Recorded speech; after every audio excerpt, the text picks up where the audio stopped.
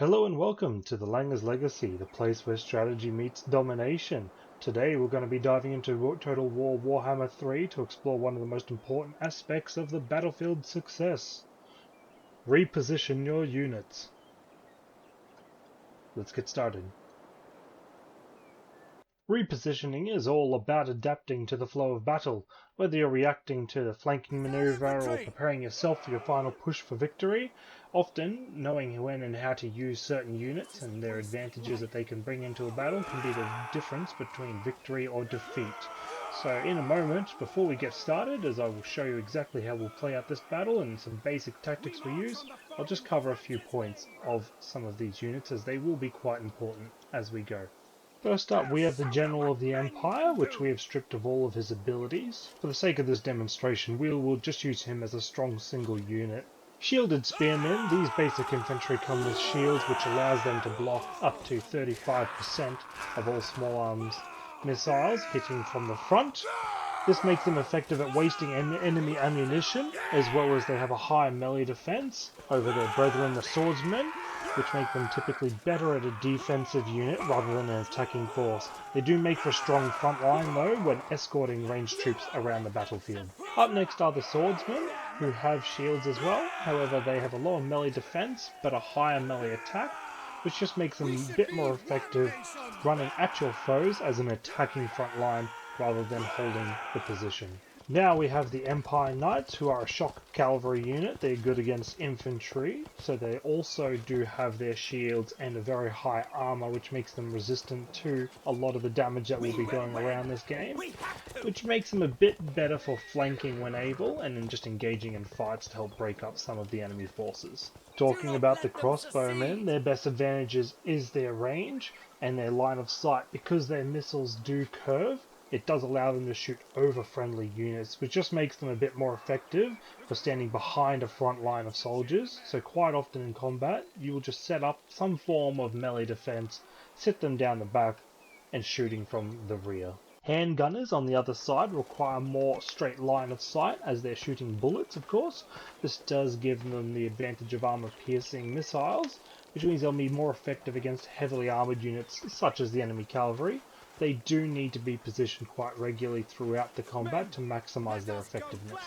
Now that we know a bit more about our units, we can focus on quickly rearranging them just to get the most out of how we would like to play this. So we'll start by moving the cavalry a bit further away, as we don't want them to travel too far that they take too long, but considering the range between us, I don't think any engagement will happen without the cavalry being aware. We can typically get a few shots off before the front lines clash, so what I typically do is I will just select all of my units, position the missiles at the front, because during the game we will be able to swap them, and then spread them out as much as possible. So we will just bring them as far out as possible because it will open up the missile infantry to being able to sort of shoot in a more straight line rather than from a clump, which just allows them to spread the damage out a bit more. As well as when you'll find is when we start to clash with our melee defense and their melee front line, it's typically easier to get units to combine together. So, because you want to really sort of occupy two or more of their groups with a single one of ours, which will allow the rest to flank, which you'll see in a moment. First thing we're going to do is probably just take our cavalry a little wide, because we're going to do one of two things. We're either going to draw out theirs, or they're going to let us get past. I'm going to group them to one so it'll become a bit easier. Because as we draw them away, because they've got their handgunners, so we don't really want to fall in range of them. They're pulling their units over to the right hand side. Yes, General. This will give us Crossbows ready, General. a bit of an opening. So we're playing the defensive game now, where we're going to sort of keep them running. It's going to split one of them off. It's going to give our guys a bit of an advantage with the main force, because now this one group is occupying two of them. We have our cavalry engaged here on the right, as we can Group these guys over to the left a little more. Get them to focus fire. Find your targets! We'll bring our cavalry down to start attacking them. These cavalries can go over and attack their crossbowmen. Ooh. And then we'll split off. So we can press 1, come down the bottom, swap formation, swap to the melee front, and they'll quickly retreat. So we at least got a little bit of damage there before the first engagement. Because the way the enemy AI work, quite often when you're running towards their ranged units, it will actually cause them to go into skirmishing mode, where they will just start to move away, like as we can see here. So it's very easy to use cavalry a bit more as a distraction even, to just come through, start disrupting all of these units at the back here and here. So we're stopping all of their range units from firing. All of our front lines have now been sort of put up. We unfortunately let the handgunners here on the right hand side take probably a bit too much damage. I command here! We are Sigmar's heirs! Move our Lord in. We can get our crossbowmen here to come out and focus on their handgunners. Bring our handgunners to the right and focus fire. Moving now! Yes, Move them off and bring them down there. For the Emperor! For the twin. So what we can do here is focus fire, where we're grabbing multiple ranged units to just fire and take down their units as fast as possible in the form of a group. So here, for example, we've got these 3 units which we'll group to round 2. Just focus and eliminate their handgunners. These ones here, which we'll group to group 3. We can just get them to start focusing while this is all in dismay.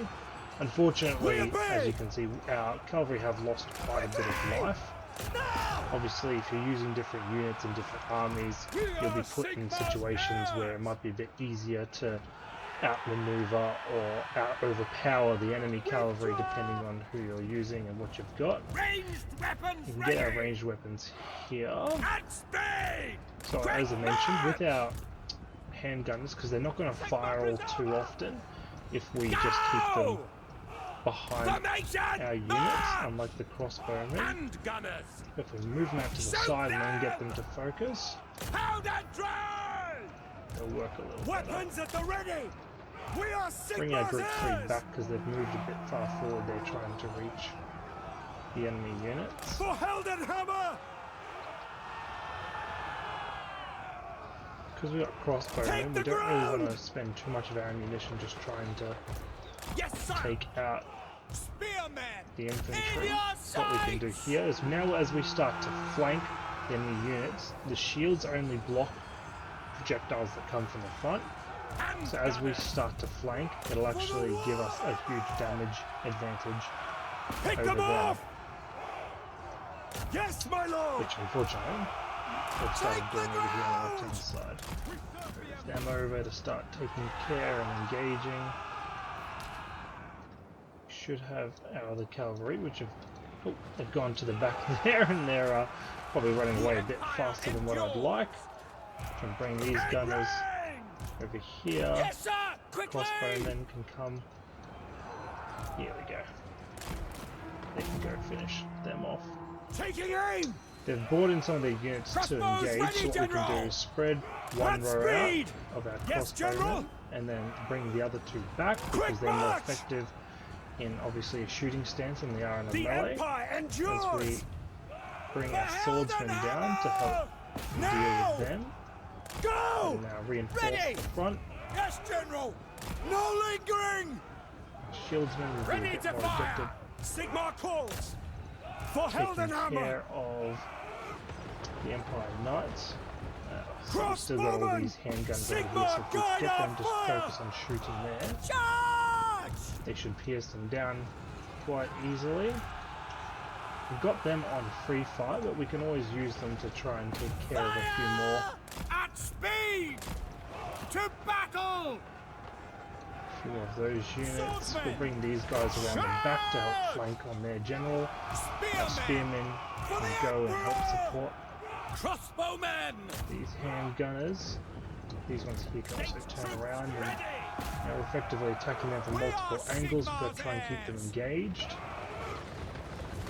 Crossbowmen should be pretty effective at destroying most of those knights. These ones here, we can bring them back. Yes, sir! For Sigma! Fire! For the Warhammer! Fire! Taking! By Ulrich's wrath! Charge! So we can keep our generals going one-on-one. That's not really a problem. Get the crossbowmen to focus there, because we'll rather our armor-piercing handgunners focus on their cavalry, because they do have a bit more armor. Oh, and there you go. All their units broke. So even though it did get a little messy, they did obviously use their cavalry probably a bit more effective than I used mine, I'll admit. But at the end of the day, we did... yeah, we only lost one of our cavalry units. That's what I get for running them in deep, but as we saw there very early on, we were able to really occupy a lot of their missile units there, their crossbowmen and some of their handgunners for quite some time. So even though they obviously did die as a result of that maneuver, I think in the end it did come out worth it. So as you can see, we focused quite heavily on bringing our units around to the right hand side, and then a few of our crossbowmen would sort of rotating them backwards and forwards to try and give them the maneuverability they need in order to shoot with their ranged weapons rather than engaging in melee, and then using them to focus more on the enemy missile units rather than their front line, because the front line, as I said, the shields just give such a big advantage that it makes it very wasteful for us to spend ammunition on them, and they unloaded quite a lot into our front line, which I think just left us with a big advantage. But look, it's good. This is going to be the first of many videos to come, so thank you very much for watching, and I look forward to seeing you more on the channel. Thank you.